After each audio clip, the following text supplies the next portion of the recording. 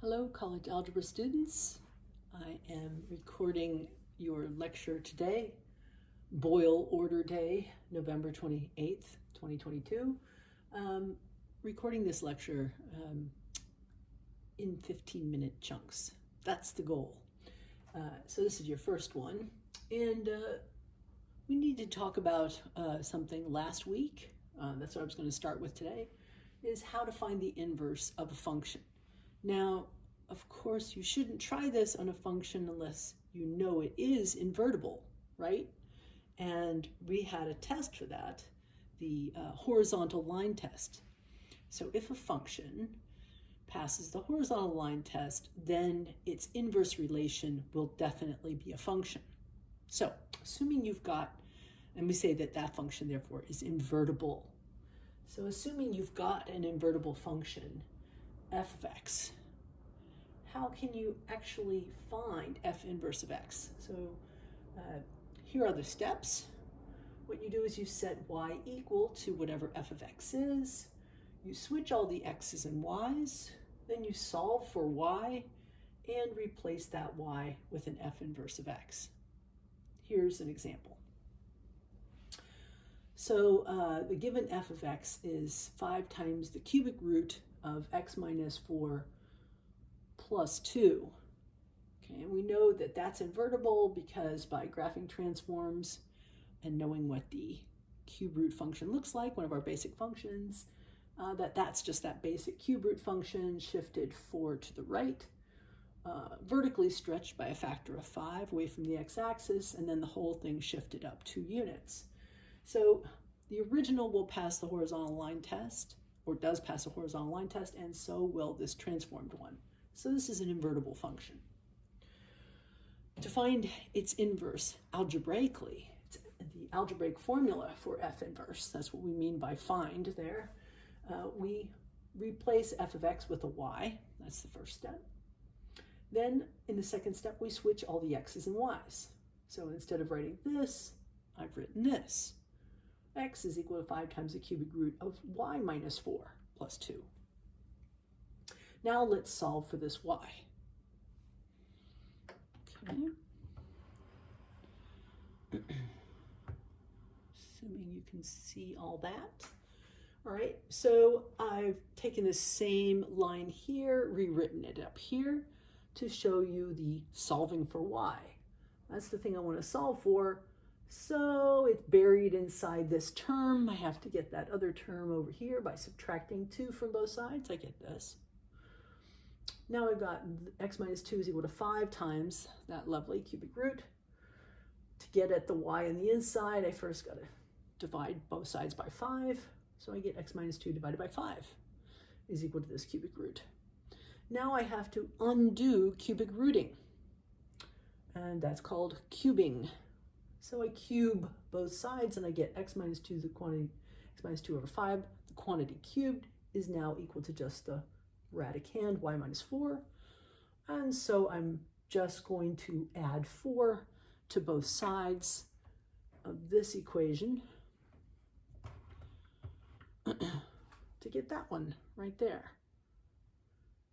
So y is equal to this cubing function that's been graphically transformed. You could also graph that. And so the fourth step is to just replace that y with a new hat of f inverse. Okay, so that is our formula for f inverse.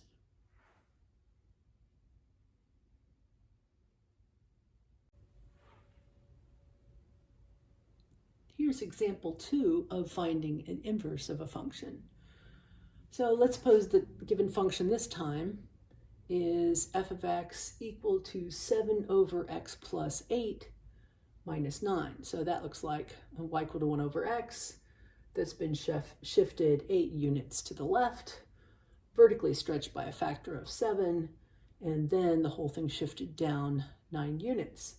Since y equal to 1 over x passes a horizontal line test, so will this translation and transformation of it. So to find f inverse, we just follow the same steps. Step 1, for wherever you see f of x, replace it with a y. So now we have y equal to that right-hand side. Now, step 2, switch x's and y's. So everywhere I see a y, I write an x. Everywhere I saw an x, I write a y. Solve for the y, that's step 3. We have to get it out of the denominator here. So first of all, let's get rid of this other term by adding 9 to both sides. We get x plus 9 is equal to, same thing, 7 over y plus 8. Or another way of looking at that is it's x plus 9 over 1 is equal to 7 over y plus 8. Well, that's a proportion. So a way of getting at something in the denominator is to cross multiply x plus 9 times y plus 8 and set it equal to 7 times 1. Okay. Well, that gets us here. So now we have x plus 9 times y plus 8 is equal to 7. The y is what I want to solve for, so I'm going to divide both sides by the x plus 9. So now I have y plus 8 is equal to 7 over x plus 9. Just want to get y all by itself. I'm solving for y, so I'm going to subtract 8 from both sides. Step 4, replace the y with an f inverse hat. And there you have the algebraic formula for f inverse. You could graph this function and compare it to the graph of the original function f here, and you should see what we talked about last week or 2 weeks ago before Thanksgiving, was that the graph of y equal to f of x and the graph of y equal to f inverse are reflections of each other across the line y equal to x.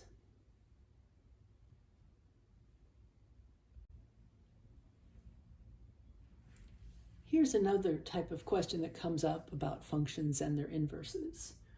So for example, look at f of x equal to minus 3 times the square root of x minus 1 plus 4.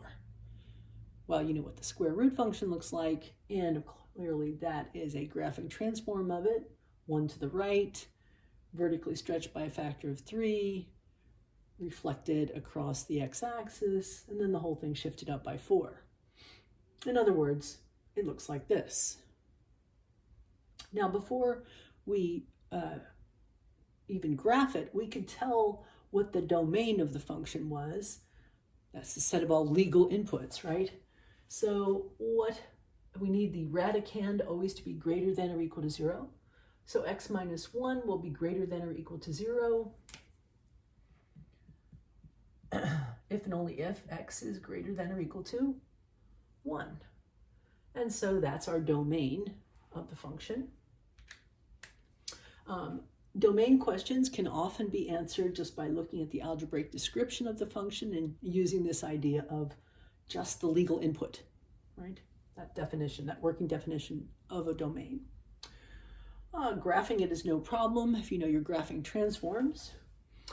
And from the graph, it's easy to see that the range is the set of all y values. The range of f is the set of all y values such that y is, well, starts here where y is equal to 4 and goes on down to minus infinity. So all the y values less than or equal to 4. So a new question about functions and their inverses that you probably will encounter is one like this, where you're asked, is that function f, here's its graph, is it 1-to-1? Now, when the book says 1-to-1, to them that is equivalent to asking if it's invertible. And so if you're looking at the graph of this function and somebody says, is it 1-to-1? Is it invertible? You know that there's the horizontal line test. So you would say, yes, f is 1-to-1, this function f here is 1-to-1, here's its graph. Yes, since the graph passes the horizontal line test. Right? Okay. If so, find the domain of f inverse and the range of f inverse. So we could go about this a kind of long way, actually algebraically find f inverse and then think about its domain and range. But instead, let's think about what happens when we're finding f inverse. Remember, there's always that point where we switch x's and y's. Well, we can do the same thing here, okay? If we wanted to graph this, we could reflect across the line y equal to x. That's if we had to graph it, we could do that. And then reflect all the blue points across to get their images, which would be the graph of f inverse. That process of reflecting across y equal to x is like switching x's and y's. That's fine. If we had to graph, we could do that, but that's not what they're asking. So instead, if we can figure out what the domain and the range of f are as easily as here, then to find the domain and range of f inverse, we just switch these two sets. The set of all legal inputs for f will become the set of all possible outputs for f inverse. We just have to change our variable. So the domain was the set of all x greater than or equal to 1, the domain of f. Therefore, the range of f inverse will just be the set of all y in the set of reals such that y, instead of writing x is greater than or equal to 1, we're going to write y is greater than or equal to 1. Same thing for the domain of f inverse. We just look and see what the range of f was.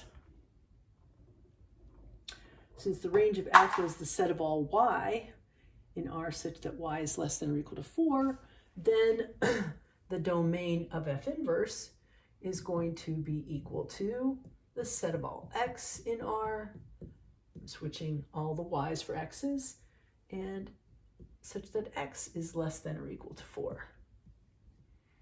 So by just observing what's going on with the function f, what its domain and range are, switching all the x's and y's, I know that f inverse has this as its domain and that as its range.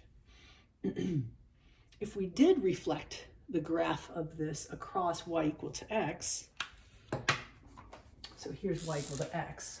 It's on the line with 0, 0, 1, 1, 2, 2. It's this thing here, right? So if you did reflect all these blue points in the graph of f across y equal to x, you would get points like 1, 2, 3, 4, 1. Notice I'm just switching those numbers there. 1, 2. I'll put that label down in a second. And this point 5, negative 2 would become negative 2 and 5. So that would be up here. So this half parabola here, if I reflect it across this line, is going to give me another half parabola. It starts here and goes like this. Now that you can see the graph of f inverse, is it not true that what's the domain? All those x's from minus infinity up to 4. And that's what we said here. And what's the range? The set of all possible outputs? Looks like it starts at y equal to 1 and goes up. And that's exactly what we had written there. But we got to these a lot more quickly by simply taking the domain and range here of f, switching their roles, and switching the x's and y's.